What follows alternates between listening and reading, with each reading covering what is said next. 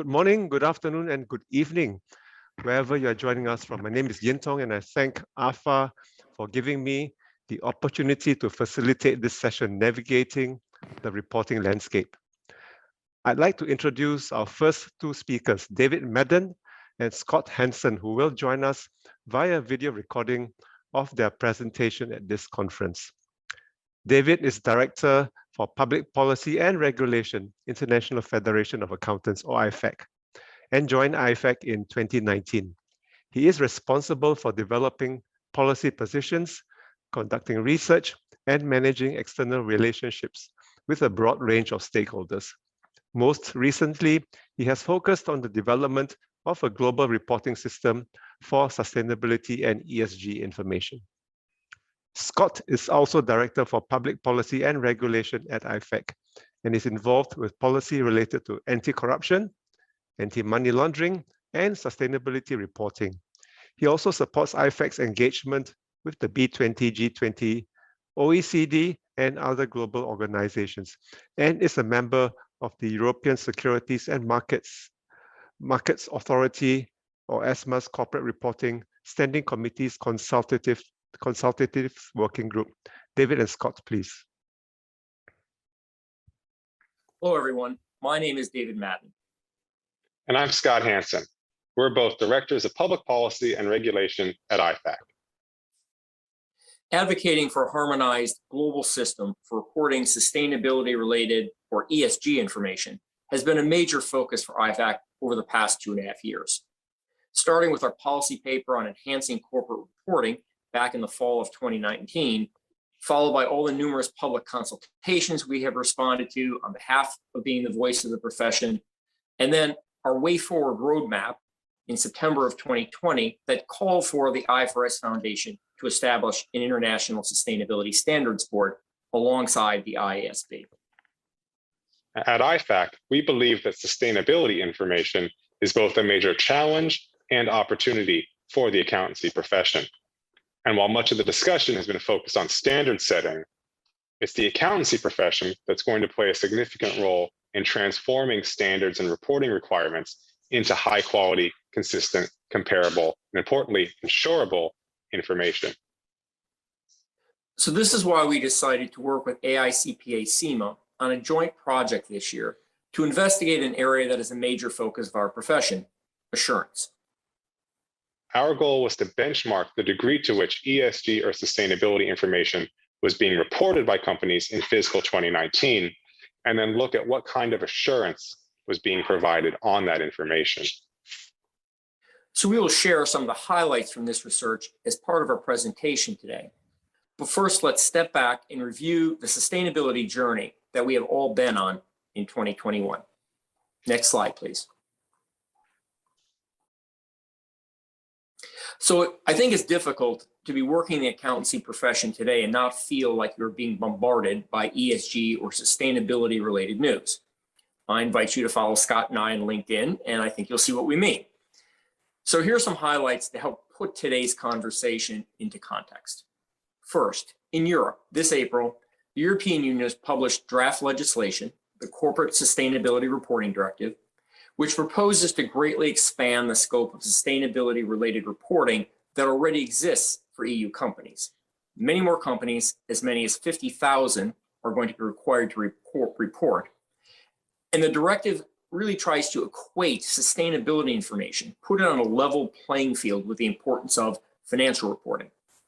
This is an important initiative that can have impact for policy globally.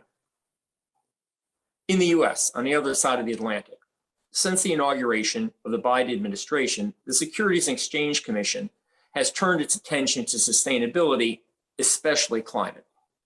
In the second quarter of this year, there was a request for input on climate disclosures that really served to ignite the whole ESG debate in the US. 2 formal rulemaking proposals from the SEC, one addressing climate and one on human capital disclosures, are expected. At the global level, IOSCO issued a paper in June setting out its vision and expectations for the IFIRST Foundation's work towards a global baseline of investor-focused standards. That's a title that says it all. Importantly, That publication suggested a new climate standard from the ISSB could be ready by June of 2022. So finally, on the next slide, we'll take a look at what the IFIRST Foundation has been up to. And it made important announcements on November 3rd at COP26 in Glasgow. First, it will establish an International Sustainability Standards Board, an ISSB, to set IFRS sustainability disclosure standards. The CDSB and the Value Reporting Foundation, both are important investor-focused reporting initiatives, will be consolidated into the IFRS Foundation. And third, 2 protocol documents have been published, one addressing climate and another on more general disclosure requirements. Let's not forget, however, that the new board has also announced that it will have a multi-location global footprint, with the ISSB chair situated in Frankfurt, technical support staff in Montreal, and other offices in London and San Francisco. These are the prior homes of integrated reporting and the SASB, and a decision coming on a presence in Tokyo and/or Beijing. The goal of the ISSB is to develop a comprehensive global baseline of standards for sustainability disclosures that are important to investors, and we'll talk more about that later on. The chair and other appointments, such as a vice chair, are expected soon, with the merger of the CDSB and the VFRF targeted to take a bit more time, but to be completed by June of next year. So what has IFAC been up to on behalf of the global profession? On the next slide, we try to lay out that throughout 2021, we have worked to sustain the profession's voice in the support of this IFRS initiative and to highlight key policy issues and messaging that our member bodies and stakeholders should take forward. A few examples are listed on the screen. We'll focus on 2 of these later on, but I'll turn my attention to climate change right now. This is a first priority for the new ISSB and has been a long time advocacy issue for IFAC. I want to bring your attention to our recent statement calling on accountants to play an active role in the way climate change information is reported in a 2021 financial reporting cycle. This is about what should be reported under existing IFRS financial reporting standards, the work of the IASB, especially related to climate scenario analysis, company strategy, and possible write-downs on stranded fossil fuels and reserves. This is an increasing area of investor focus, so it's an important focus for accountants too. And last but not least, of course, is our work on sustainability assurance, which we will present the highlights of later on. So on the next 2 slides, we'd like to spend a few minutes on a topic that IFAC thinks is fundamental to reporting on sustainability. Our position is that a global system consists of 2 key components. First, global standards that will be set by the new ISSB for information that investors want. Second, multi-stakeholder or society-focused reporting requirements that are best set at the jurisdiction level. In technical language, we call this the building blocks approach. Block 1 is about standards that address how ESG factors have an inward impact on company performance. Because capital markets are global, to meet the needs of investors and others who allocate capital, these standards must too be global, and this is the mission of the ISSB. Block 2 standards are about multi-stakeholder focused information that addresses sustainable development, social impacts, public policy objectives. This is information about the impact of the company outward on society, economy, environment, and people. Reporting on these types of impacts, we believe, is harder to harmonize at the global level because stakeholders who want this information are often concerned with jurisdiction-specific public policy objectives, and therefore, they are best set at the jurisdiction level in terms of reporting requirements. The building blocks are just a practical way for a reporting system that relies first and foremost on the ISSB's baseline of investor-focused reporting, while allowing the flexibility for multi-stakeholder, and jurisdiction-specific requirements that some countries may also require. So what's next? What does this mean for you at the local level? So on the next slide, we put forth the idea that as countries around the world are requiring or deciding to require their companies to report on sustainability, hopefully local policymakers and regulators will reach the consensus that using the standards set by the ISSB to provide the investor-focused information makes sense. So really now is the time for jurisdictions to consider how they can take the first ISSB standard on climate and then all the subsequent standards on other sustainability topics and make it applicable for companies in their country. In other words, how do global standards set by the ISSB, Block 1, become local standards that are used by companies? So the two-page guidance that IFAC is portraying here shows that the starting point is to recognize how IFRS standards for financial reporting are used, implemented, enforced in 144 jurisdictions around the world. So the question that each jurisdiction must ask is, can the existing IFRS adoption mechanism be adapted to include ISSB sustainability standards? Or does a new mechanism need to be developed? Either way, as we try to show the two purple arrows in this diagram, the goal is to make ISSB global standards into local reporting requirements, with the end result being consistent, comparable, and assurable sustainability information. So having said consistent, comparable, and assurable, that's a signal for me to turn things over to Scott, who will provide an overview of IFAC's benchmarking work on the state of play in sustainability assurance. Over to you, Scott. Thank you, David, and greetings, everyone. As a starting point on our review of global assurance practices for sustainability reporting, we discovered that there is a lot of ESG reporting being done by the largest companies worldwide. 91% of companies are reporting some sort of ESG information. Most companies, 57%, provide that information in a separate corporate sustainability report. 18% include that information directly in the annual report, and a similar amount, 16%, use an integrated report. However, across these 91% of companies that report ESG information, only around half of them are obtaining assurance on any of that reporting, about 51%. Most of that assurance, 83%, is limited as opposed to reasonable, and the profession is doing the majority of these assurance engagements, 63%. But this still leaves more than a third of sustainability assurance engagements outside of the profession. All that said, there are significant differences between individual jurisdictions, and that will be the focus of much of our discussion going forward. So on to the next slide. To better understand assurance, we needed to first look at how companies are reporting, look at reporting practices. So we have a good deal of information about how and where ESG information is being reported. Again, at the global level, out of the 1,400 companies reviewed, 1,269, 91%, reported ESG information.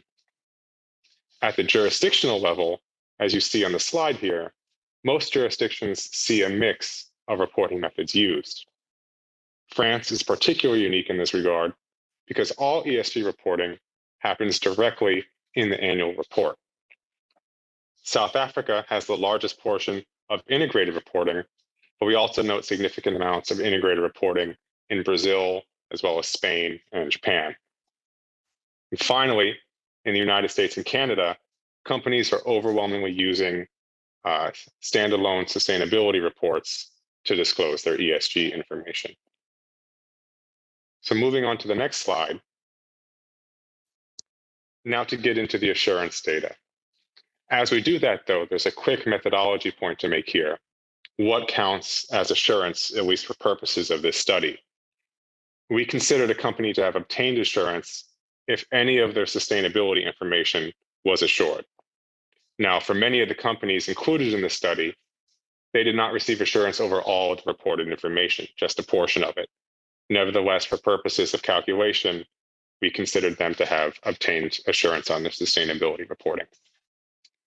Now, continuing to the data, the global average is, again, 51%.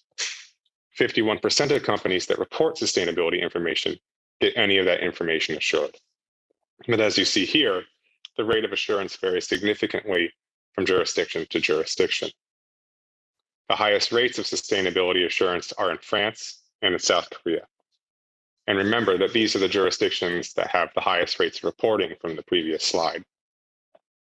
We also see relatively high levels of assurance in the United States, Europe, Australia, and South Africa. But aside from these jurisdictions, the level of assurance begins to drop off. It's important to remember, though, that this is 2019 data, and the situation has been changing rapidly over the past 2 years. Moving on to the next slide. Here we take a look at who is providing this sustainability assurance, which type of firm. We have categorized service providers into 3 different categories: audit firms, other service providers, which is a broad category of all non-accounting or audit firms, and then affiliated firms, which are independent subsidiaries of Big Four firms. We can consider these affiliated firms part of the profession for purposes of this study. So what does this show us? Again, we reviewed about 700 sustainability assurance engagements out of the 1,400 companies in our sample. And at the global level, almost 2/3 of these engagements are being done by the profession. We think this is a good news story. The profession is already doing a majority of the sustainability assurance work. But it's important to recognize that other service providers are also doing a significant portion of this work, more than 1/3. And this varies significantly from jurisdiction to jurisdiction, as we see here. As important examples, remember that the levels of assurance are highest in France and in South Korea. In France, audit firms have close to 100% market share. In South Korea, as you see, other service providers have close to 100% market share. So one thing we're thinking about in our policy development is how can we explain these differences? And several other jurisdictions with high rates of assurance also have high rates of other service providers, the United States, for example. So this is an important message for all the accountants and the accountancy organizations in the audience today. Sustainability assurance is a major opportunity for the profession, but there is significant competition in this space. But moving on to the next slide. Now we're taking a look at another important question, and that's what level of assurance is being provided. What type? Reasonable, limited, or otherwise? As you can see, the most common level of assurance is limited assurance. 83% of sustainability assurance engagements result in limited opinions. This raises a policy question for us. Specifically, what's the appropriate level of assurance for sustainability reporting? And if you look closely at the slide, you'll see a considerable level of moderate assurance, particularly in some jurisdictions. And as you all know, under the IAASB standards, there are 2 types of assurance: limited and reasonable. So a quick word about what's going on here. When the accountancy profession provides assurance, they overwhelmingly use IAASB standards or their national equivalents. These result in limited or reasonable opinions. Many other service providers also use ISA E3000 and provide limited or reasonable assurance pursuant to that standard. But not all other service providers use ISA E3000. There are standards from organizations such as the International Organization for Standardization, ISO, and Accountability that are frequently used by other service providers. These can result in the so-called moderate assurance opinions.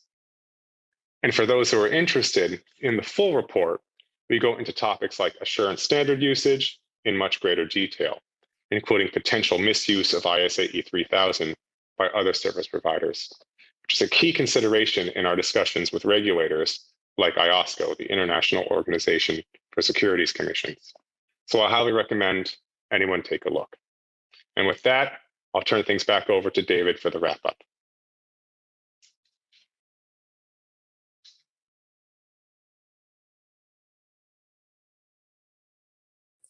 Thanks, Scott. So on this final slide, we try to summarize how we see the state of play in sustainability assurance. As Scott said, we've gathered a lot of data. That was step 1 in our 3-phase process this year. Step 2 was to partner with IFAC's member bodies, network partners, and other stakeholders around the world to present our findings and to listen to jurisdiction-specific experiences. Finally, IFAC has developed a policy statement that we plan to publish in a couple of weeks' time, so shortly after this event, which is our vision for high-quality sustainability assurance.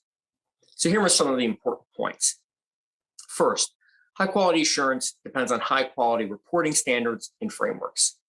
Assurance practice follows the reporting. Second, the role of regulation. In jurisdictions where ESG reporting has been in place for a while, like in the European Union, the reporting and assurance practices have evolved and the accountancy profession has done well. It's a different situation in less regulated or completely voluntary jurisdictions. We believe this is because regulations provide incentives or the rules for how companies report and verify information. Next, professional accountants are uniquely qualified to provide both the financial audit and assurance of ESG reporting and do it in a connected and value-added way. Next, standards for assurance. We believe that ISAE 3000 revised, in conjunction with recent guidance that the board has issued, is a logical foundation for sustainability assurance engagements and for the evolution of those engagements. Next, as Scott demonstrated, limited assurance is the dominant current practice, but a transition to reasonable assurance could improve user confidence and bring ESG information more on par with the trust and confidence that stakeholders and investors have in financial reporting. And finally, the multidisciplinary firm model for our profession. We believe that our profession can be on the leading edge, that this model helps our profession be on the leading edge of ever-changing subject matter like ESG and to delivering value-added services to clients. So concluding that part of our presentation, we have one slide that recalls IFAC's 44th council meeting earlier this month, where our CEO, Kevin Dancy, presented his arguments for why sustainability information is important to the future and to the relevance of our profession, be they accountants working in companies, in the public sector, or in public practice. So we may not do justice to Kevin's presentation, but here's our summary. Trust is at the heart of what our profession is about. Trust in information is enhanced when professional accountants are engaged, be they in business, public sector, or public practice. Accountants are historically at the center of information flows, capturing, analyzing, and verifying information. Therefore, we are well positioned to integrate and understand all of the information, financial and sustainability, that companies provide to stakeholders. Perhaps most important, the skills and competencies that accountants bring to bear on financial information enhances its reliability and credibility, and the same applies to sustainability information. So Kevin's conclusion, this is our professions to win. So on that note, Scott and I would like to thank you for your attention. We wish that we could have been with you today live, but hopefully our presentation will provide a good starting point for the remainder of this session. Thank you. Thank you, David and Scott. Now I'd like to introduce our next speaker, Masako Kono, who was recently appointed as a trustee of the IFIRST Foundation in July 2021. Masa has a long career in financial supervision and the regulation of financial services, both in Japan and in the international arena, since joining the public service in 1978. Masako Kono also served as Deputy Secretary General of the OECD from August 2017 to October 2021. He oversaw the horizontal project on climate and economic resilience and initiatives on infrastructure and sustainable growth. Masa is also the former Vice Minister for International Affairs, Financial Services Agency Japan, or GFSA, and President of the Asian Financial Partnership Center of the GFSA. So let's put our hands together to welcome Masa, please. Thank you, Anton. Can you hear me? Yes. Oh, yes, thank you. Really my great honor and pleasure to be here today. And I really thank you for your very kind and fulsome introduction.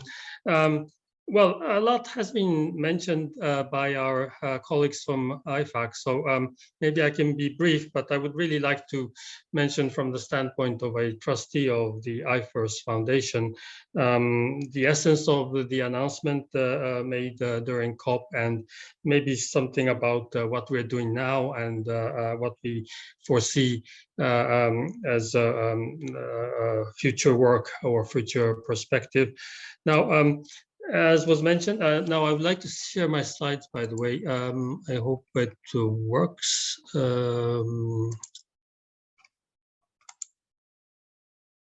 Can you see this?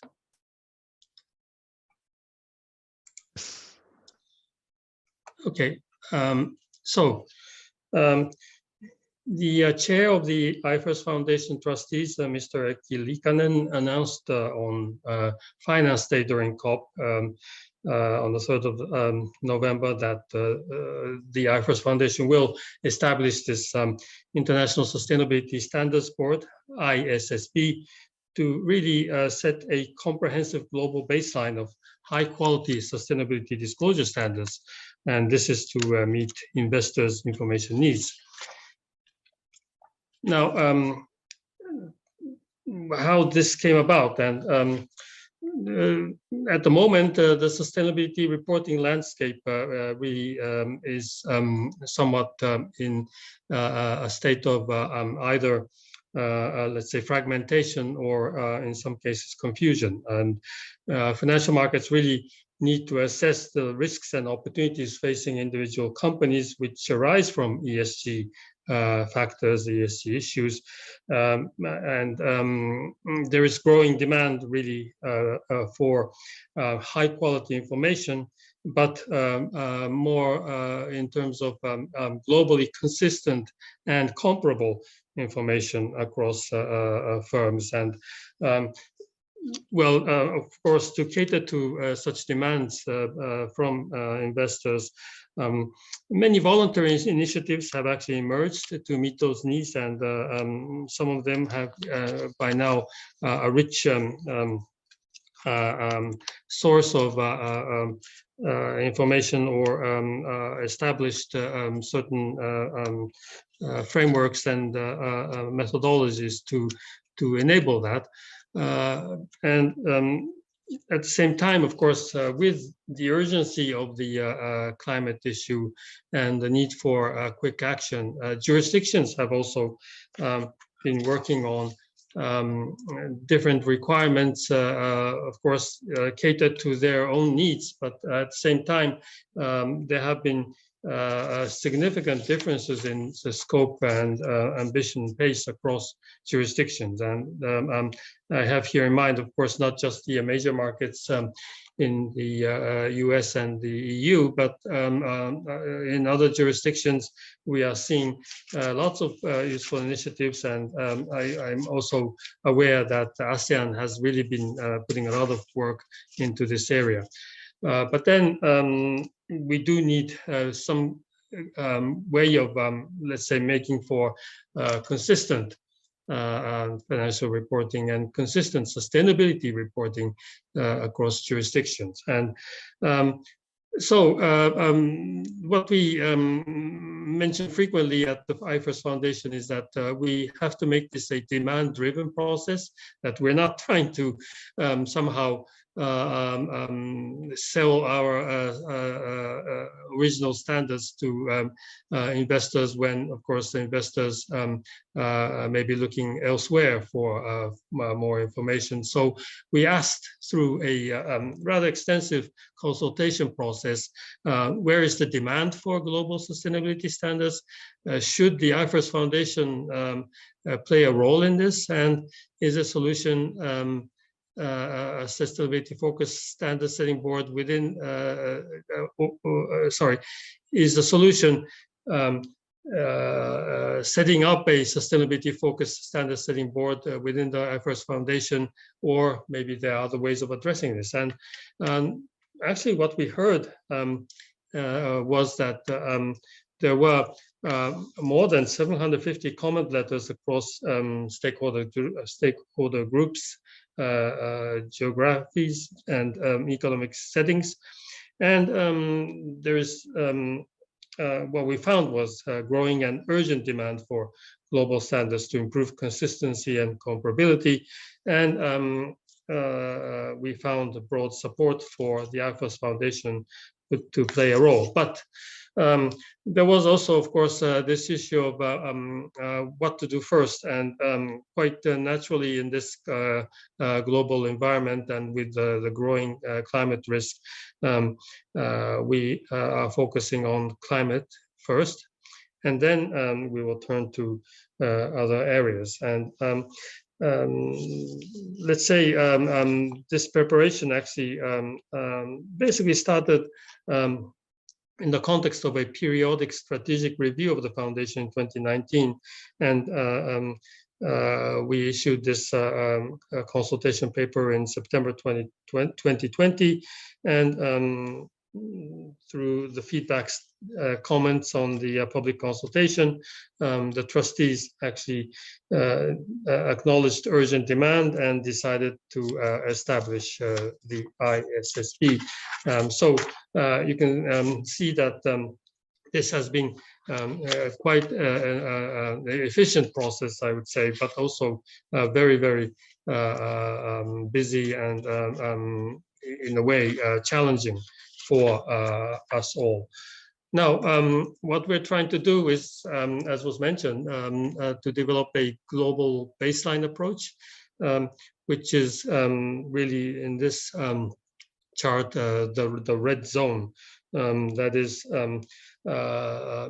we should be looking at sustainability-related financial disclosures with an investor focus, which is to develop standards on reporting on sustainability-related matters that may reasonably create or erode enterprise value over the short, medium, and long term.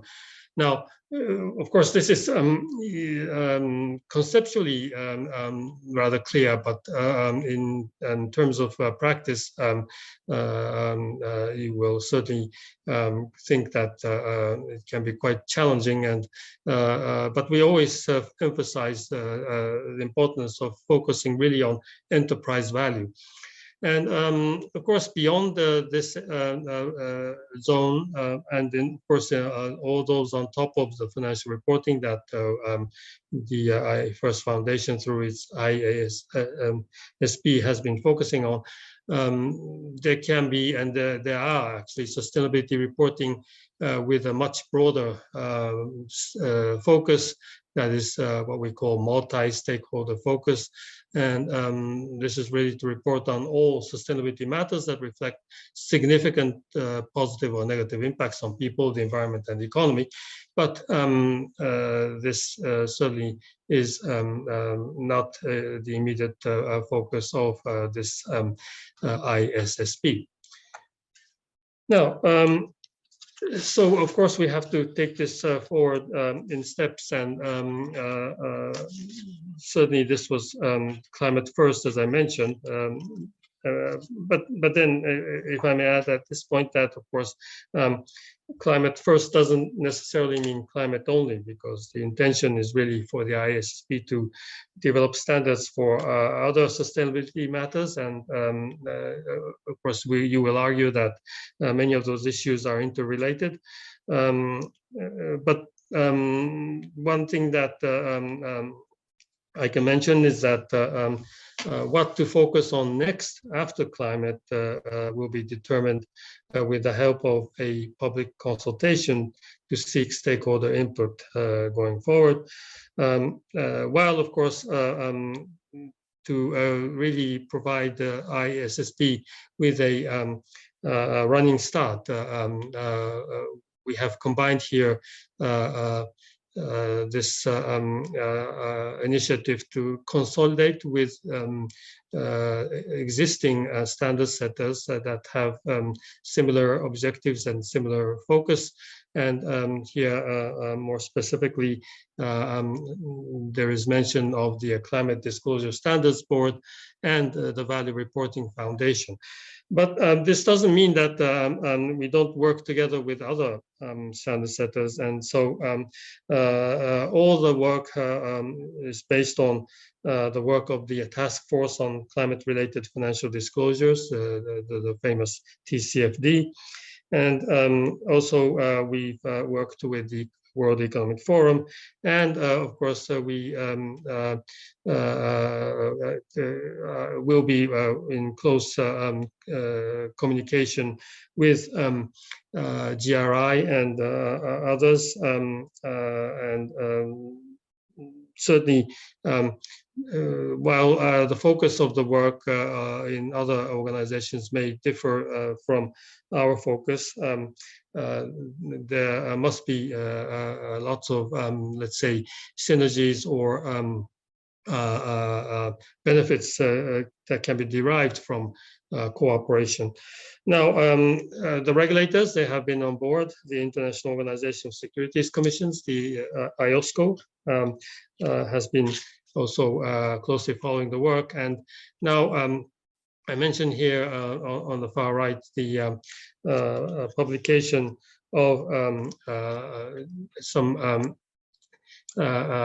climate and general disclosure prototype requirements, which has been the outcome of very intensive work by a group called the Technical Readiness Working Group that includes those bodies that I mentioned: CDSP, TCFD, VRF, WEF, IOSCO also as an observer, along with, of course, members of the International Accounting Standards Board, the IASB, that we have in our foundation.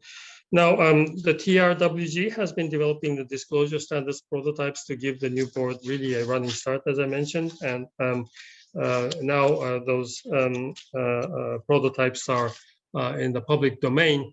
And while this is not yet at the stage of asking for public feedback, certainly you can see where perhaps we can start the work of the ISSB. But maybe I should mention that the ISSB is conceived as an independent standard setter with all the necessary authority to develop those standards, and by way of course, first developing and publicizing exposure drafts, and they are not constrained in that respect to those prototypes, but will certainly benefit from them. Now, the announcement that oh yes, so this was the announcement, and then let's say one reason why the IFIRST Foundation was chosen as the body to develop those standards was that there is a unique governance structure that has really worked well in the context of the IASB, the International Accounting Standards Board, which is what we call a three-tier structure. And that is the trustees provide the governance, the strategy, and the oversight, while the standard-setting bodies, the respective boards, have independent standard-setting and authority, and will conduct a related activity. And there is also an interpretations committee and also an advisory committee, or advisory council, sorry. And the regulators constitute a IFIRST Foundation monitoring board that will provide oversight while respecting the independence of the standard setter. Now, I mentioned that we need to be developing globally consistent, coherent standards, and they should also be compatible with standards to meet investors' needs in terms of being consistent and coherent with the standards of the accounting standards that is developed by the IASB.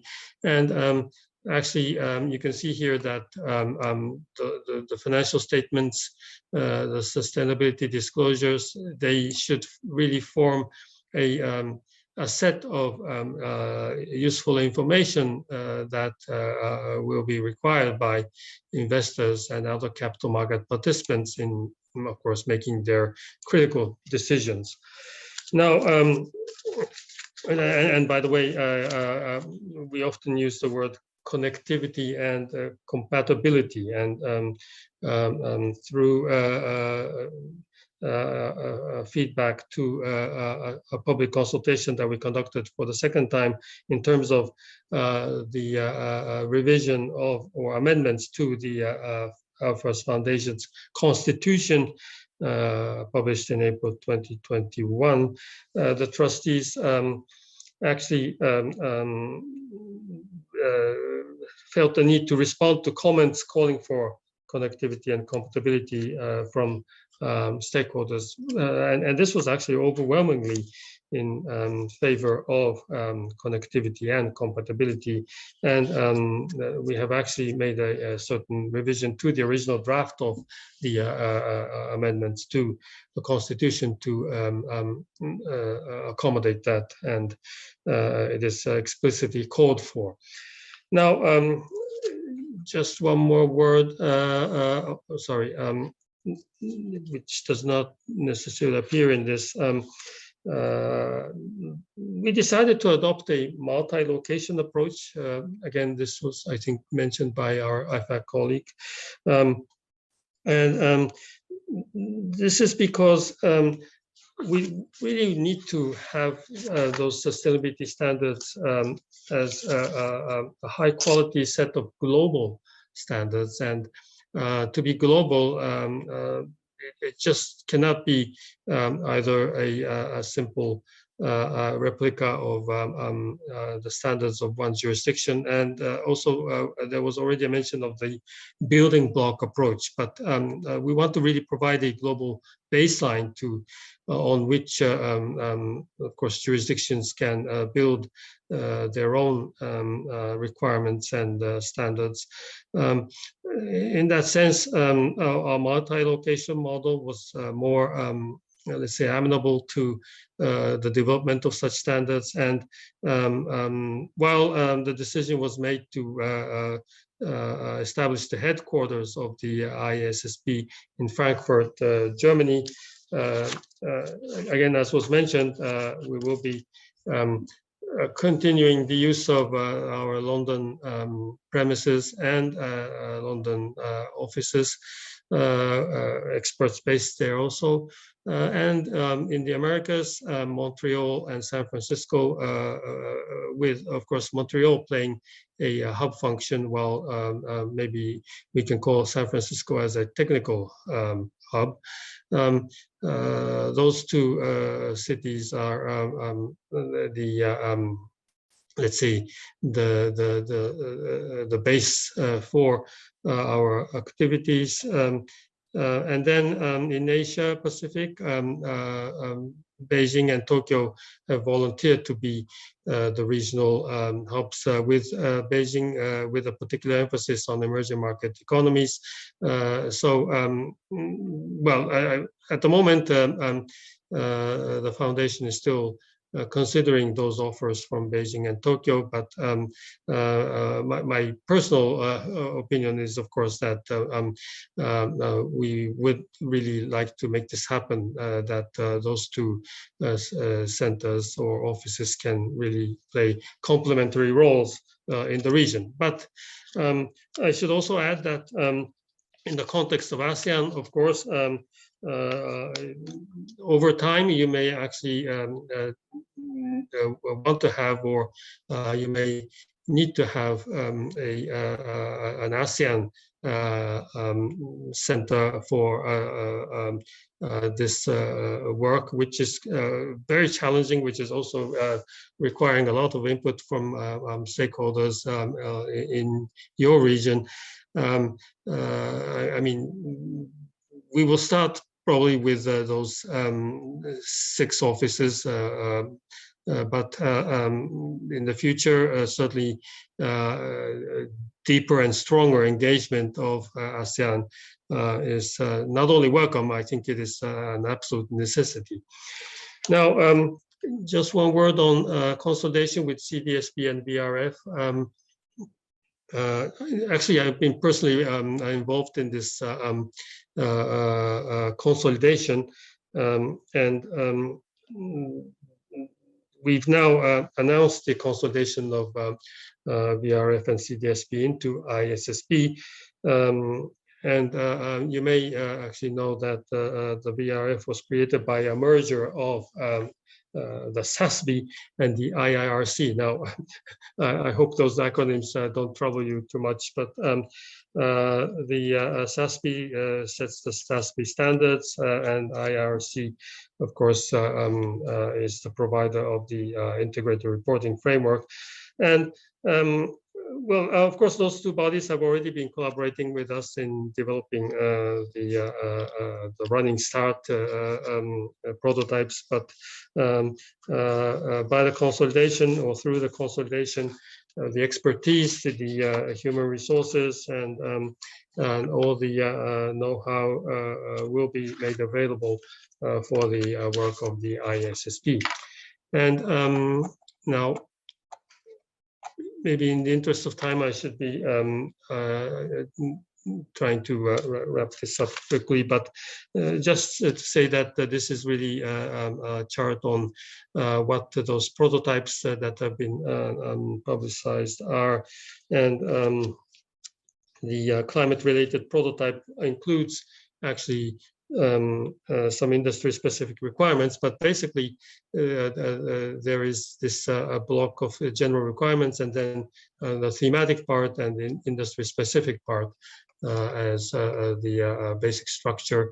And of course, we will looking at all those issues of governance, strategy, risk management, and metrics and targets, which are the 4 elements in the TCFD recommendations, as you may recall. Now, next steps, we're now working on the appointment of the chair and the vice chairs. Actually, I'm afraid this is taking a certain amount of time, because we do have very good candidates, and we don't want to really oversimplify this process of choosing the right people to lead the ISSP work. And then the ISSP members will need to be chosen, and there will be consultations first on proposed climate and general disclosure standards, and also, separately, there will be a work plan and future priorities document, which will also be put into consultation.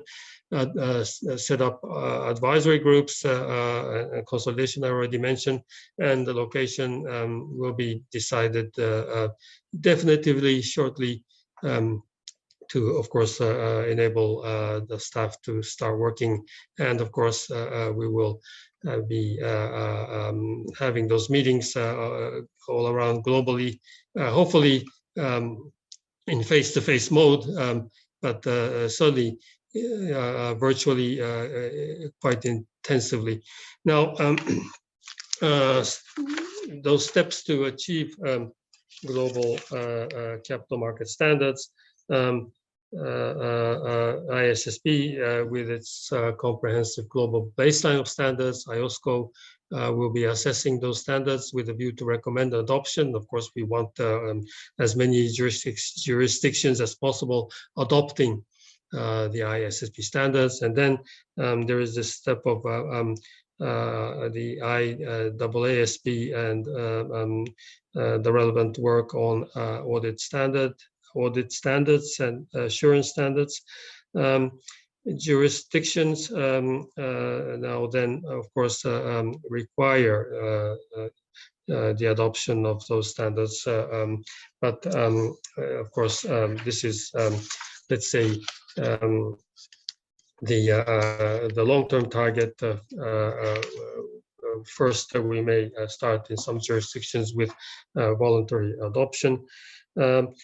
So I think that's about it, but we have a lot of information already on our website, and here are some of the ways you can obtain more information.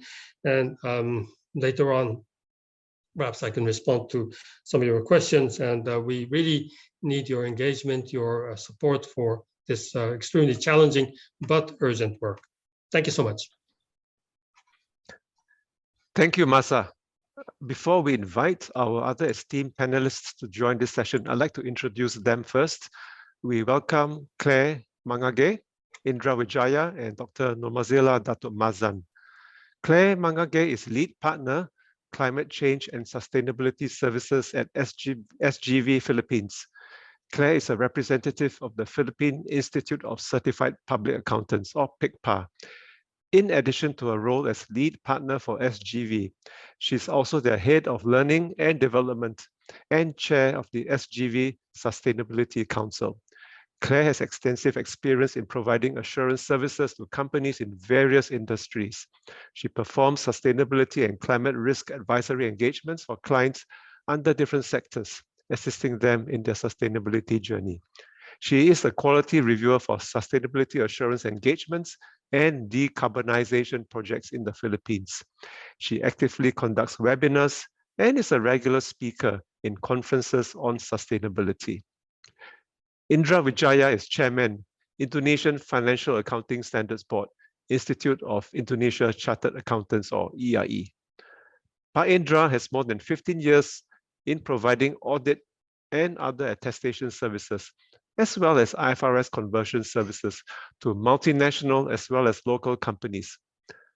Indra is a partner of Audit and Assurance Services at KPMG Indonesia and is a member of its Department of Professional Practice.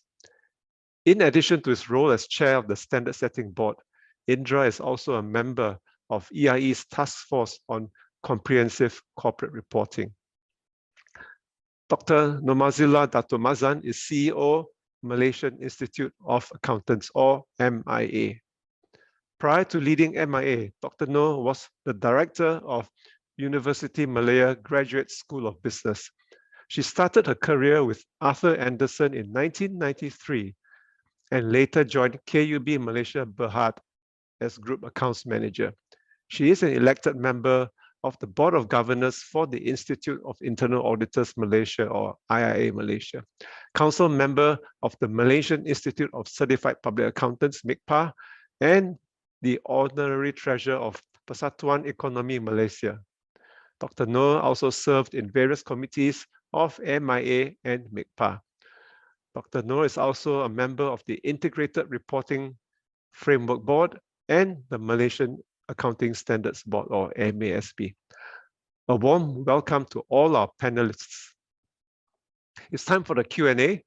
I am feeling a bit overwhelmed by the presentation so far. So while we wait for the questions to be further populated by our delegates, I'd like to kick off the Q&A with a question from Masa. So Masa, standard setting is a resource-intensive activity. How will the IASB and ISSB work together to meet the demand for high-quality reporting, whether financial or ESG or climate-related? Will we have sufficient resources to develop sustainability standards in a robust and comprehensive manner? Thank you, Inton. Well, I did mention already in my presentation that we are committed to ensuring connectivity and compatibility between IFIRST accounting standards and the ISSB's sustainability standards. And while each board will be independent, their standards are mandated to complement each other to provide investors and other capital market participants with comprehensive information to meet their needs, and therefore we have to avoid inconsistencies and conflicts. And so the intention is that processes will be put in place for the two boards to work together. This will figure also in our due process, which will be basically incorporated into the due process handbook that we have. And really, of course, this will include some operational aspects which will have to be decided by the two boards. But there is this mission given that there will certainly actually an obligation for those two boards to work together closely. And maybe one more element is that we won't completely divide our technical staff into those two boards, or to service those two boards. There will be a group of staff servicing both boards, and that again, I'm sure will ensure excellent communication. Thank you.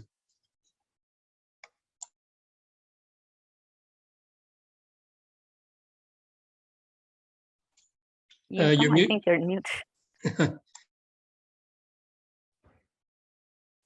So if I can turn now to Claire, question for the other panelists, beginning with Claire. How can or how should accountants prepare to effectively play a major role in the sustainability and sustainability reporting space, given that the scope of sustainability reporting is quite broad, covering environmental, social, and governance? And how and where do they start the sustainability journey? How do accountants do that? What help, if any, can they get? Well, I guess let me respond to that, Ian Tong, based on my experience. You know, because I am a practitioner in the sustainability space for almost 11 years now. So when I started, I was just alone in the firm. But I guess the first thing that I would advise would be start with the genuine interest in the topic. You know, you really need to embrace it and understand what it's all about before you could even start becoming a practitioner around this topic. So the other thing that I would also suggest is to... There's an echo. There's an echo. Some people are talking.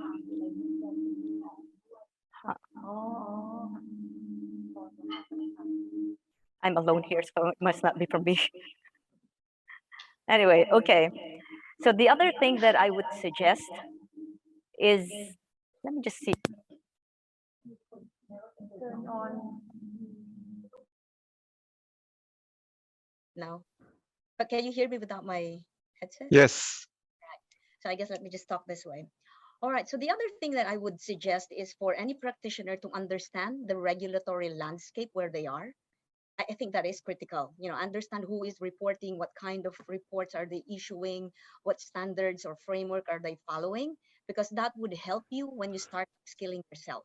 You know, trying to find out so many resources that are available online. You know, like we talk about a number of standards and framework now that are being consolidated, but reading up on this would really help you try to understand what it is all about, and then actively participate in organizations or in roundtable discussions, you know, engage with the regulators to see what their thinking is around this service. So that would help. And then the third one that I did was to start building my team, because I said I was just alone, you know, so I did collaborate with a number of non-accounting professions, because to your point earlier, it's a very broad topic, you know, it doesn't specifically cover one. So I did collaborate with a number of other specialists or competencies. I'm now dealing with environmental scientists, I'm dealing with engineers or HR people, you know, so I did that. I also tried to participate in other engagements outside the Philippines, because I know that the maturity of the practice in other countries are more advanced. So I tried to participate there and join them in some of the engagements. And then I guess my last point would be to understand and monitor the direction of the regulators, especially right now. So participating in conferences and conventions like this would really help a lot, because you would see how the world is evolving, and you would also see that directionally that would be where your market would potentially go, and that would really prepare you for what's coming in the future. So I guess that would be my advice. Thank you, Claire. Pak Indra or Dr. Noor, would you like to chip in on this question? How do accountants start our own journeys? Yeah, thank you, Ying Tong. And first of all, thank you for the presentation from IFAC and Masako Kono. I think those are very, very good. And I think it sets the landscape of our discussion this morning. And I've been in, it is, I think, a very exciting 1 month prior to COP26 and after COP26. And because I've been part of the Integrated Reporting Framework Board, and I'm also part of the IFAC PAIB committee discussion on this. So we've been talking about this for many, many months. So, but this is where the discussion on where accountants play the role is very integral in the focus of PAO like MIE.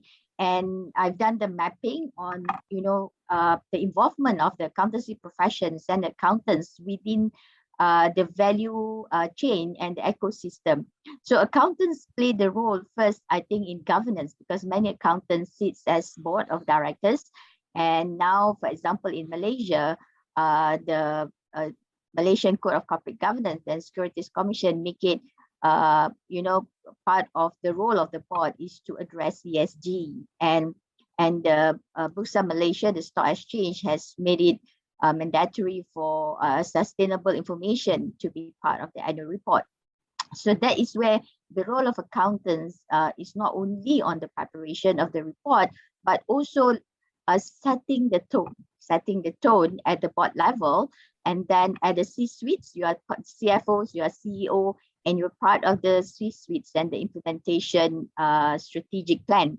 So therefore, I no doubt actually knowledge is really, really very important. And we figured out that you need some multidisciplinary probably understanding. So understanding of the whole ecosystem and what actually constitute a very good report, sustainable report is very important. And I echo to what Claire has mentioned. You need to understand what is the reporting framework that we would like to use. And before ISB was announced, I think there are quite a number of frameworks out there, GRIs, and then there's PCFD. And also, of course, I'm promoting integrated reporting framework very much. So therefore, you need to know what kind of frameworks out there. So, and there are, actually, I do map in terms of what kind of programs are available. So in the Malaysian Institute of Accountants, we do have a lot of awareness programs since the past 1-2 years about this. And I think globally as well, there are, I think, certification that accountants can start look at. For example, the TCFD has an online program that is available. And then the SASB also has certification. And GRI also has certification. So accountants needs to be agile to start learning and to start finding those information. So perhaps that's probably to address that question, Yin Tong. Thank you. Thank you, Dr. Noor. Pak Indra, would you like to sort of comment on this? Yeah, I think I just echoing what is mentioned by Claire and Dr. Noor. So I think I agree that this is a new area, I think, for most of the accountants. And it requires a multidisciplinary mindset, I would say, because we are entering into territory that is traditionally accountant is not trained for that. So I think it is something that accountants needs to learn. And of course, as mentioned by Masako Kono-san, that the focus on the later standards to be issued by the IFSB would be focusing on the enterprise value, and that it is investor focus. I think that will be this will be interrelated with the traditional financial reporting that accountants are used to. So I think it's good to start from that. Of course, this is something that is new that accountant needs to learn a lot of that, but accountant is also best positioned to participate in that. I think it is now here to stay. So I think whether you like it or not, then to stay relevant, I think accountants need to adapt to this situation. Thank you. Thank you, Pak Indra. Can I just stay with you for the moment? I know we talked about the ISSB's global baseline approach before just this week. And obviously, we heard of that. How will this global baseline approach, which allows jurisdictions to add jurisdiction-specific requirements, how will that promote comparability and consistency among jurisdictions, primarily given differing national interests on climate or sustainability matters? And more specifically, how do you stop jurisdiction-specific requirements from diluting this global baseline? Yeah, I think it's a very delicate question, and perhaps you can address it later on to the ISSB. But of course, as of now, we are still waiting for what will be the new standards will be, right? So, but I think if we are talking about this global baseline approach, then I guess we need to go back to the original intention as explained by Masako Kono previously, in that this is to promote global consistency and comparability. So if we focus on that, of course, we understand that each jurisdiction, each country has its own ambition, has its own interests. They are on different starting point on this sustainability journey. They have different ambition and different pace, of course, on that matters. But I think if we go back to the original intention to provide information that is globally consistent and comparable, then I would think that in the future there should be kind of convergence. So I think in the first line of requirement is that, of course, regulator will play an important role on that. So if they are converging their focus towards this global, supporting this globally accepted and globally consistent sustainable reporting, I would say that will be a necessary condition. And as we know that IOSCO is also supporting this initiative, right? So I think despite the national interest, perhaps over the time, then there will be a kind of convergence or consistency in this area. The second thing is that if its jurisdiction would like to participate or influence this future standard setting process, then I think this is on their best interest to actively participate in the future due process of the ISSB, right? In every public consultation, and they are having interest on that, let's say in determining what metrics are relevant for the sustainable reporting on this area, this and that. So I think they have to actively participate on that. So if they want to influence the future standard setting process because they have interest as well. So I think the only answer would be to actively involve in that sense. So I think it is also necessary to involve the national standard setters and regulators in this area as well. Of course, this is something that is new. We do not know how this will play out in the future, but I think, of course, the support from the regulator, the active participation in the public consultation or the due process of the ISSB in the future, I think will be the key on this. And of course, if we go back to the building blocks that has been described previously by our IFAC colleagues, so I think there are different focuses between the baselines standard that will be issued by the ISSB, and on top of that, the jurisdiction-specific reporting perhaps that might be required by each of the jurisdiction, because the baseline approach or baseline standard would focus on investor-focused matters that is relevant to value creation, while the other one, this jurisdiction-specific, serves broader stakeholder groups, perhaps because of different interests, national interests, and so on.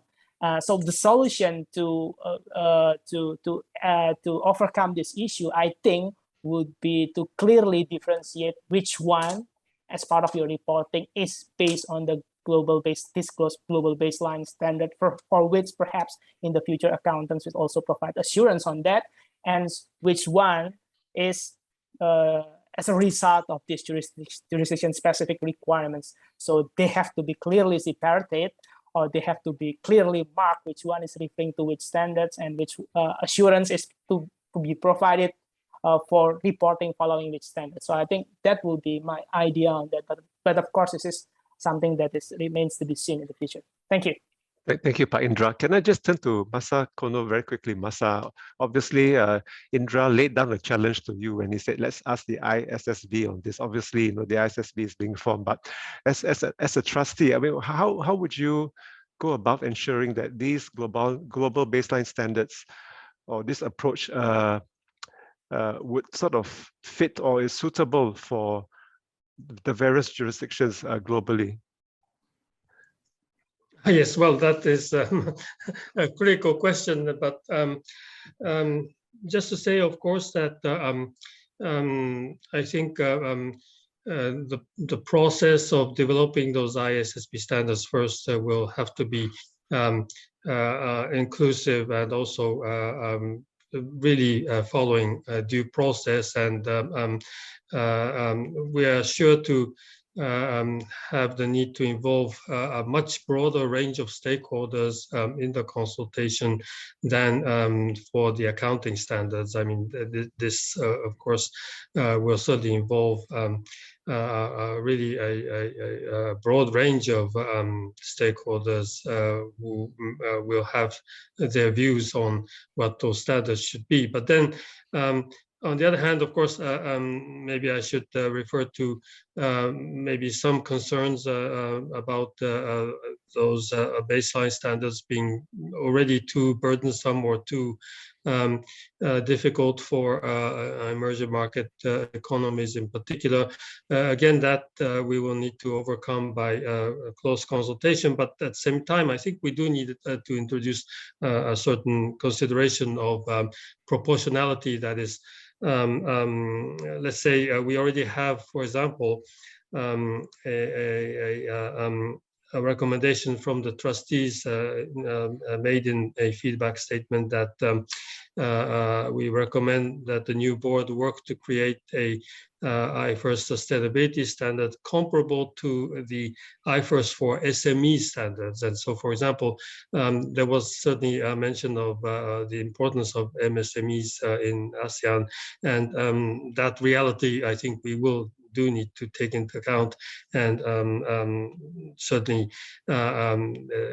we should avoid trying to impose something that is not fit for the needs and the resources of those MSMEs and the markets that you have. Otherwise, I think it is also very important to have this new board being not only geographically diverse, that part is already in the constitution, but also diverse in terms of the different backgrounds of stakeholders that we need to have. And in that respect, I do hope that there will be a good representation of the interests of the Asia Pacific. I mean, of course, this is supposedly a technical body, but to understand the real differences across regions, definitely we would need to have excellent candidates from the region to figure on the ISSB. Thank you. Thank you, Masa. Dr. No, you've got your hands up. Yeah, yeah. Actually, if I may, Mr. Yintong, apart from looking at the standard part and the regulatory part, I believe that in many jurisdictions, the buy-in and the demand, as well as the realization about presenting non-financial information. One thing when we talk about sustainability reporting as well as integrated reporting, we are presenting non-financial information, and the demand of non-financial information, I think, has probably started quite some time ago, and perhaps since the early 2000s. And especially we talk about intangible. So, now the discussions about intangible is great, getting more robust in terms of how intangible land into our financial reports. So, and therefore, now we talk about climate and what on. So that's where I think it is actually driven by the need of information for decision-making purpose. And I suppose the formation of ISB is really organic in that sense, because we talk about an alphabet soup of many standards. We have GRI, TCFD, SASB with matrices and integrated report. So therefore, I need this what we call group of 5, CDSB. They get together, and with IOSCO, being a very strong support, they get together to come into the formation of ISSB. So you can see this is a demand that from those who have been there for many, many years to come together and create something that is comparable and consistent and with connectivity to improve the corporate reporting. So I think that's where we are coming from. So then at our jurisdiction, I think we have to then look at our drawing board and see what we already have, and then and how do we assimilate and connect to the ISSB. So which I think many jurisdictions are already doing that. So I think that's probably look at that. That would be one way to look at that. Thank you. Thank you, Dr. Roh. Claire, would you like to weigh in on this? Yeah, I guess I do agree with everything that they have said, and I echo Kono-san's feedback earlier when he did say that it has to be a very robust multi-stakeholder engagement in the feedback session that they're going to do, because to mention that like there are already a lot of standards that are existing. And if you will see that this has been adopted by a lot of the users already, so that would be the starting point anyway of all the requirements, the baseline that's going to be created. And if you put in all the stakeholders that would really have an interest in sustainability reporting, then I guess building that, because they would all participate in the feedback mechanism, and then they would focus and try to volunteer to the things that matter to them. So that one as a starting point, I think, and building on those interests would be important. So even if you give the different jurisdictions the ability to add on to that one, I think it would just add value rather than dilute it. So I think that's from my perspective. Thank you. Thank you, Claire. I'd like to turn to a question posted in the Q&A section, and let's deal with this now on assurance. So obviously, corporates can report what they want to report, and stakeholders need some credibility added to the various assertions made in respect of climate impact and ESG matters to address issues like greenwashing, for example. So the question is this: what is meant by assurance, and is there a demand for sustainability assurance now? And what are the challenges faced in providing sustainability assurance, and what can be overcome? What can be done to overcome these challenges? Who would like to have a go at this? Yintong, perhaps Yep. I can probably start. Maybe Okay. Claire and the rest can also chip in. We've had this discussion at the IFAC PIB meeting, and this is where I think when it comes to sustainability reporting, first we talk about line of defense. First, the preparers, the preparers presenting financial and non-financial information. There's always this accountability in terms of reporting. And then the second line of defense perhaps is actually the board of directors, those charged with governance. And in the integrated reporting framework itself, we make it part of the requirement that there has to be the acceptance of accountability by those charged with governance, that they have actually verified the report to a certain extent. So there's a statement from those charged with governance that is required integrated reporting framework. So, and then the third one is about assurance in terms of in terms of the numbers and all the data that is provided. So with regards to assurance, I think, of course, independent insurance, third-party insurance is always preferred, but some organizations actually have their own internal assurance that is done by internal auditors. So, but when certain information, such as forward-looking information that is provided, perhaps that could be some limitation, or probably auditors, like independent auditors, would find it difficult, giving assurance on forward-looking information and things like that. Therefore, you can see that from the statistic presented by Scott and David, it is always a lot of them reverted, or a lot of them choose to have limited assurance other than reasonable assurance. So this is part of the discussion that we have in IFAC about limited as opposed to reasonable assurance. But I suppose you know, a lot of progress will be happening, and when more people are aware about the importance of sustainability report and the importance of sustainability information and data, and therefore the demand would be there, and that then the providers, the accountants, the auditors need also to upskill themselves in getting better information about the background and better information about the ecosystem, so that they would be able to provide that assurance. Thank you, Dr. Noor. Claire? Yeah, I guess when you talk about the demand for assurance, that would be dependent on the maturity of the market where an entity is. You know, so it's coming from pressures from regulators, pressures from the investors. So those are the key main drivers for the assurance to kick in. So the challenges, the practical challenges that you really encounter when you do assurance, though, is more on the readiness of the entity to be assured. You know, so that's the biggest question that we have, particularly on the data. So again, if you look at the graph that was shown earlier, you know, again, we go back to limited assurance, and that's mainly driven by the lack of trail, an audit trail that we could really see when we try to look at the information that are disclosed.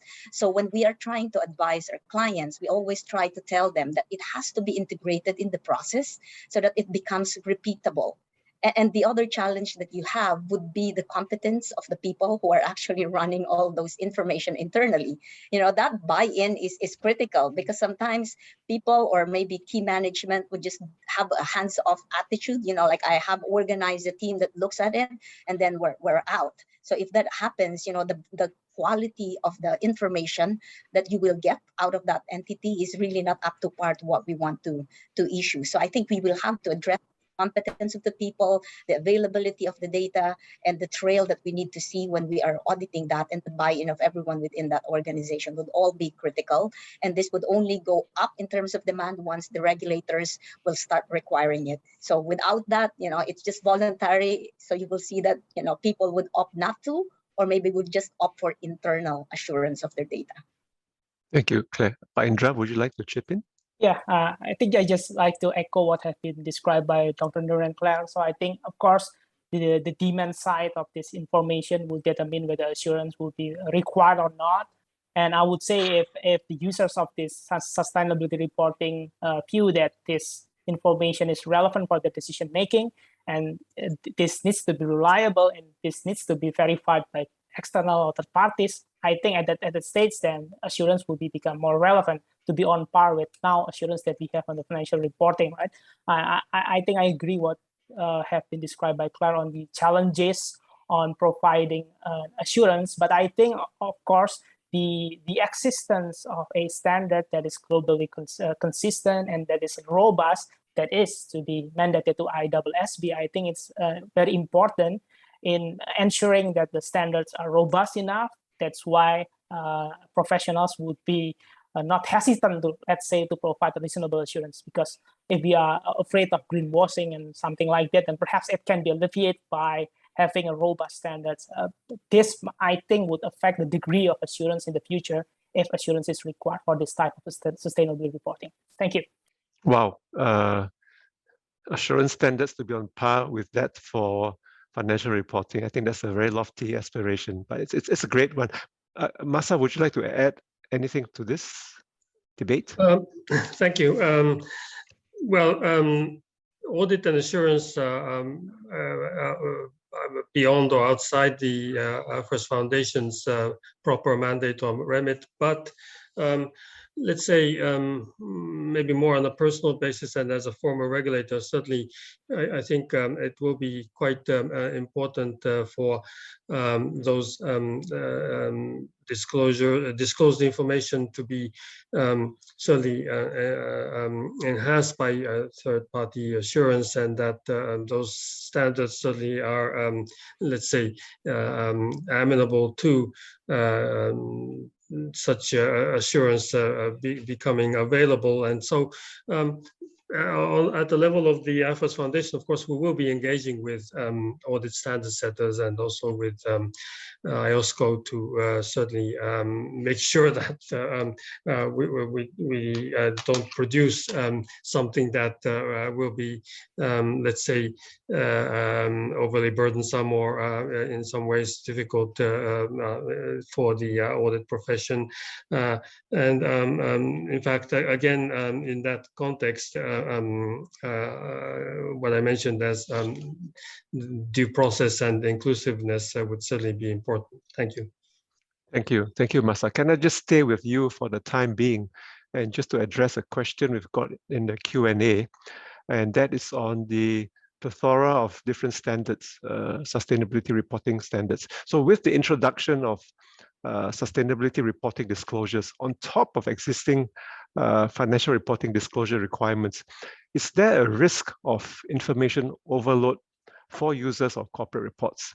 And how can standard setters prevent the volume of information to be reported from exceeding a manageable level? So for example, if a company uses the ISSB standard, which is rooted in TCFD, does it mean they do not have to follow the GRI standards anymore? Obviously, there are many other standards out there, like the UN SDG, the UN Global Compact. Obviously, we had the IRs and so on. So how would you respond to that? Thank you. Well, of course, I think it's the standard setter's job to make sure that those standards are not overly burdensome. And I already referred to the need for proportionality, particularly in the context of SMEs. And so that's an important consideration. Otherwise, certainly we will be putting in a lot of effort and resources in facilitating implementation and adoption of those standards. And through this work, of course, there should be a proper consideration of the costs and the burdens of the stakeholders in adopting those new standards. And let's say we certainly come back to this principle of demand-driven and investor focus, because well, if the information required is too cumbersome, burdensome, too complicated, then of course this won't really meet the needs of the investor, and the investor requires information that is relevant and also not with credibility, let's say, that is if it is too burdensome for particularly for smaller firms, then that really won't be useful for investors to make their decisions. So we will certainly bear in mind those principles while working on those standards. And by the way, of course, when I say we, I'm speaking on behalf of the ISSB, but the trustees will certainly provide strategic considerations to the independent body. And I'm sure that the new board will start with that premise. Thank you. Thank you, Masa, for the assurance that the ISSB will look at the SMEs requirements as well as the emerging countries requirements. I'd like to move on to a question in the Q&A, but maybe starting with Pak Indra on local jurisdictional sort of efforts to promote sustainability reporting. Pak Indra, Indonesia obviously is the largest country in ASEAN. Can you share with us the trends on sustainability reporting you've observed and what EIE and stakeholders in Indonesia have done or are planning to do on sustainability reporting? I know EIE has established a dedicated task force to address this issue. Yeah, thank you. So as you've just mentioned, that the institute has just established this task force last year. So I think the purpose of having this task force is to monitor the development of this issue on sustainability reporting and to determine whether and how the profession should play a role in this sense. Because now if under financial reporting, this is under the Institute of Accountants, and question would be whether they should broaden its remit to expand into this new uncharted territory, I would say, on sustainability reporting, and what skill sets are required and which stakeholders that the institute should be cooperating with. Because of course, as mentioned earlier, this should be a multidisciplinary initiative to which accountant cannot sit on its own on this matter. So I think in terms of the institute itself, then now it is cooperating with many types of stakeholders, including the regulators, and to closely follow the new development on this area to be able to proactively participate on the development of this future sustainability reporting standards, if it is possible in that sense. But of course, the institute do not want to be left behind on these matters, and realizing that accountant is having an important role on this one. So I think we are closely monitoring on this, and of course, the future publication by the ISSB would be, of course, something that we will be closely following. So I think that will be my response on that, Yentong. Thank you. Thank you, Indra. Claire or Dr. Noor, would you like to share what your respective jurisdictions are doing? Yeah, perhaps I share from the Malaysian landscape. Actually, in Malaysia, I think the regulators and the standard setting bodies are working collaboratively with regards to sustainability report. The Stock Exchange Bursa Malaysia, I think, have started a long way since 2006 when they start advocating on the CSR, corporate responsibility, to be included the annual report. And in 2015, the Bursa Malaysia, our stock exchange, issued out guidance on sustainability report, and that guidance is revised in 2021. That is from the stock exchange, but from the Securities Commission, our Malaysian Code of Corporate Governance in 2017 has incorporated integrated report as part of the best practice for large companies, public companies, and the recent revision on the Malaysian Code of Corporate Governance also has inserted the role of the board and senior management in addressing ESG. And at the same time, the central bank came out with climate change and principle on addressing ESG issues, and part of the principle-based taxonomy was issued out by the central bank. And the Malaysian Accounting Standard Board also has established the working group on sustainability reports. So I think we are working in collaboration. We are working together in Malaysia to address the need of corporate reporting and better reporting, not only on reporting side, but as well as accountability and responsibility on the ESG and sustainability issues. Thank you, Dr. Noor. Claire? Yeah, I guess similar to the other regulators in the ASEAN region, I think our local SEC, our PSE, they're also very active. Our BSP, or Bangko Sentral ng Pilipinas, they have required sustainable finance for all the banks. For the SEC, I think the reporting for now for sustainability reporting for listed entities is on a comply and explain basis, because they're trying to get a feel of what the readiness of the market is. And they have actually partnered with PICPA, the organization of CPAs in the Philippines, to do a survey and evaluate the quality of reporting that is currently happening in the Philippines, so that they would get a good information in terms of having an informed decision in deciding on whether to expand the requirement for sustainability reporting or make it mandatory, because that's going to kick in 2023. But again, because of the pandemic, they will have to consider that. But I think the BSP is recognizing the need of not delaying all of these things and look at, you know, inclusive capital. That's why the reporting framework that they have designed also for the banks is already ready. And you will see also that these bodies have been very active running discussions with the listed companies, discussions with the different sectors to consider all their thoughts around what should be done, how should we move forward. But they also are looking at expanding beyond the listed entities in terms of reporting. So that is something that they have been very vocal about.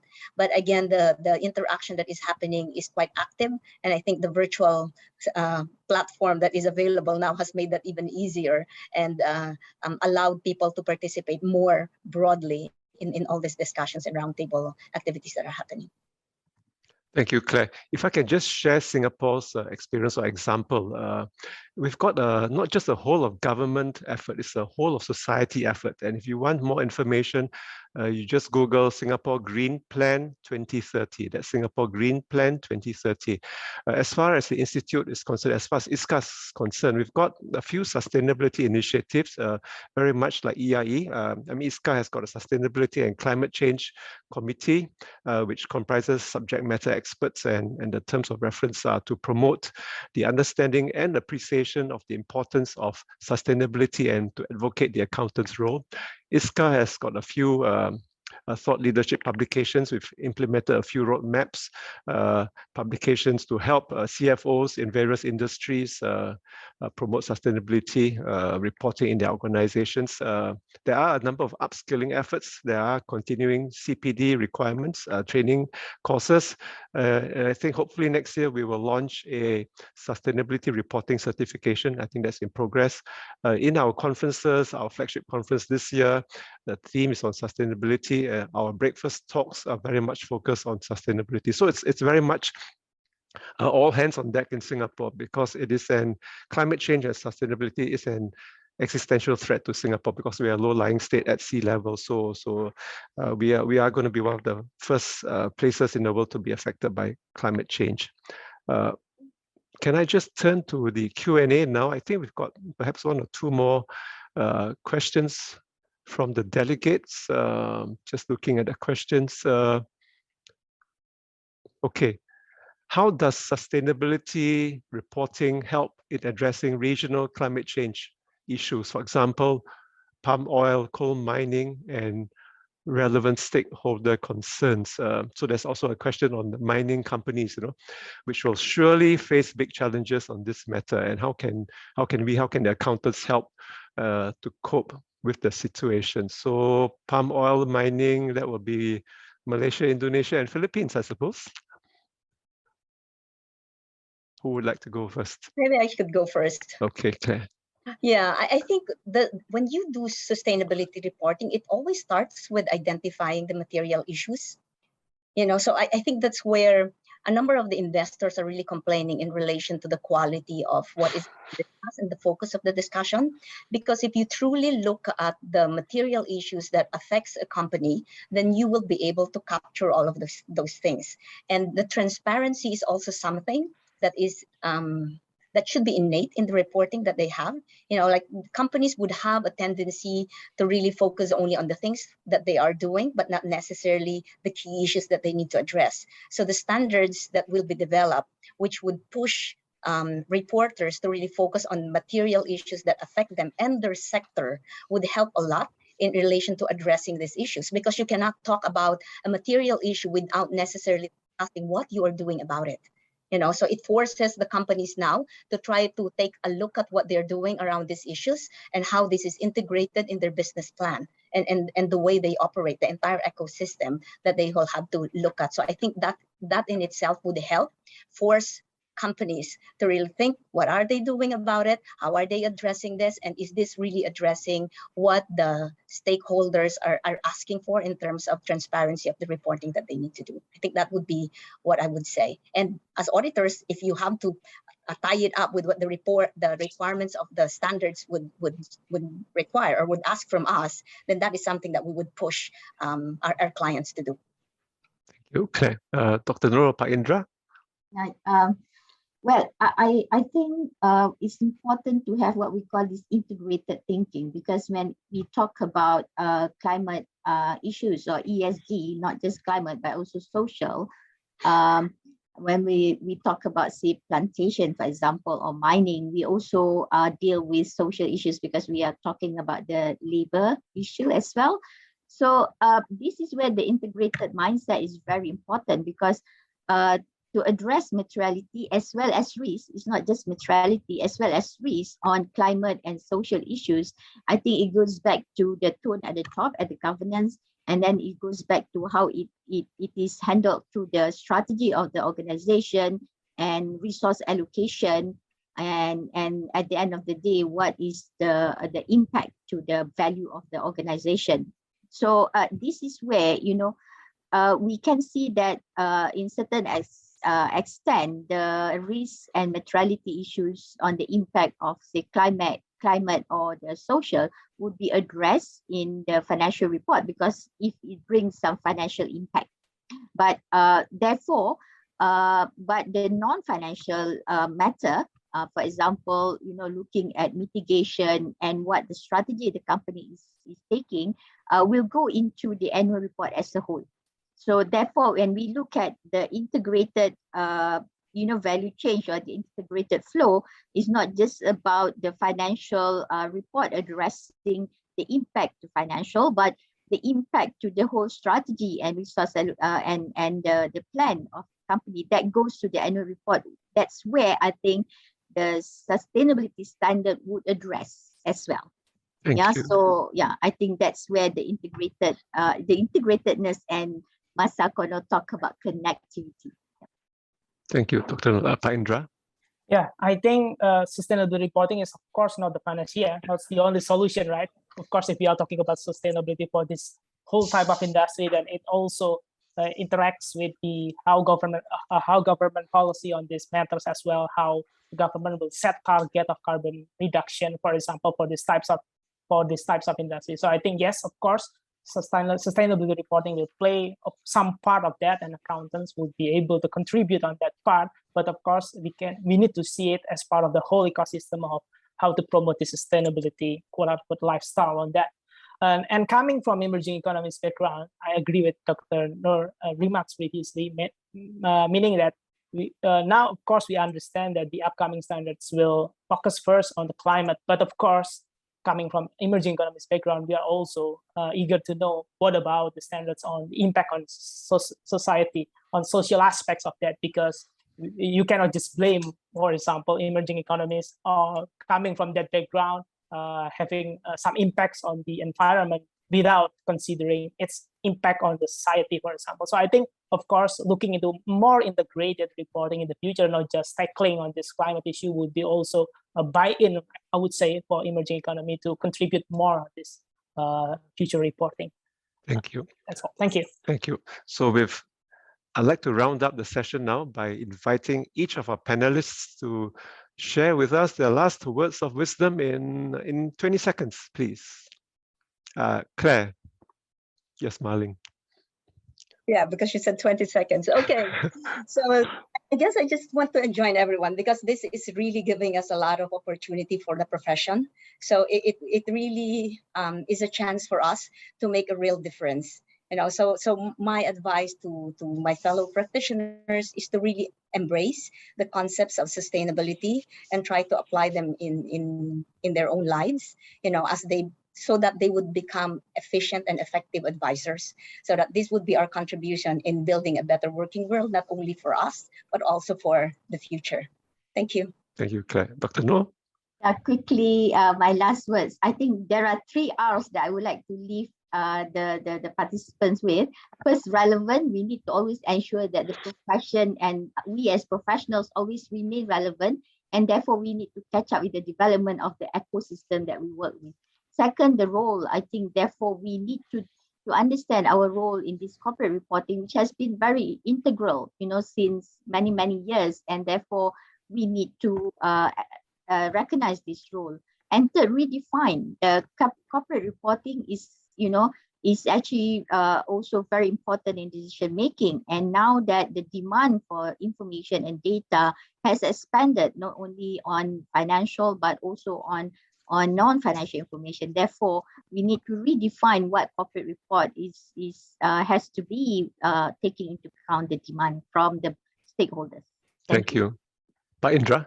Yeah, I think it's now here to stay, I would say. It's getting bigger attention day by day. So I think whether you like it or not, then the accounting profession would need to play key roles on this one. It is a new area that we are not used to in the past, but I think this is something that we need to contribute more. And of course, this is consistent with our role of enhancing public trust by contributing more on this area of sustainability reporting to provide more meaningful information to these users, not just financial reporting-based information. Thank you. Thank you, Pak Indra. Masa, your last words? Thank you. I think we really need to do our part. That is basically governments, private sector, non-governmental agencies. We all have to play our parts in aiming for a just transition to a low carbon and inclusive economy and society. And once we, of course, share this objective, and then, of course, we can somehow forge agreement on how quickly we can get there. Many of those issues can be resolved, actually, and for even those very hard to abate industries, well, disclosure is of course one important element, but certainly government policy, subsidies, taxes, everything will come into play. And all in all, a whole of government approach is required, and certainly we will certainly need to, let's say, do our part in this area in accordance with that overall strategy for low carbon. Thank you, Masa. I'd just like to say a few words before we round off. So IFAC and the IFRS Foundation have sort of reserved this white space or greenfield for us accountants, that is sustainability reporting. So it is incumbent upon us as accountants to populate this space and capitalize on all the opportunities that are available to us to work on. So thank you, panelists, for your thoughtful sharing, for your words of wisdom. And I now hand the floor back to our host, Monica. Thank you, Monica. Thank you, everyone.